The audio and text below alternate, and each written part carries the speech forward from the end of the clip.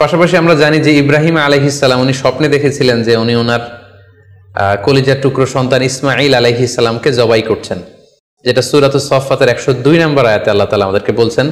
ইব্রাহিম আলাইহিস সালাম বলেছিলেন, ইয়া বুনাইয়া ইন্নী আরা ফিল মানামি আন্নী আযবাহুক ফানজুর মাযা তারা, অর্থাৎ হে আমার সন্তান ইসমাঈল, আমি স্বপ্নে দেখেছি যে আমি তোমাকে জবাই করছি, এখন তোমার অভিমত কি, তোমার অপিনিয়ন কি?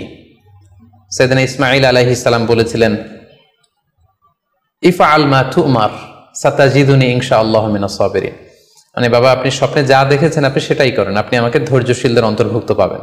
ছেলের এই মন্তব্য শুনে সাইয়েদনা ইব্রাহিম আলাইহিস সালাম একটি ধারালো ছুরি নিয়ে সাইয়েদনা ইসমাঈল আলাইহিস সালামকে শুইয়ে দিয়ে জবাই করতে শুরু করলেন। তো এই ঘটনা থেকে বোঝা যায় নবীদের স্বপ্ন এটা সাধারণ কোনো স্বপ্ন নয়, এটা ওহীর অন্তর্ভুক্ত। নবীদের স্বপ্ন যদি নিছক স্বপ্নই হতো তাহলে একটা স্বপ্নের উপর ভিত্তি করে সাইয়েদনা ইব্রাহিম আলাইহিস সালাম ওনার সন্তানকে জবাই করার জন্য উদ্যত হতেন না। তার মানে বোঝা গেল নবীদের স্বপ্ন হচ্ছে এটা মিন ওয়াহিল্লাহ, এটা আল্লাহ তাআলার পক্ষ থেকে নবীদের প্রতি ওয়াহি।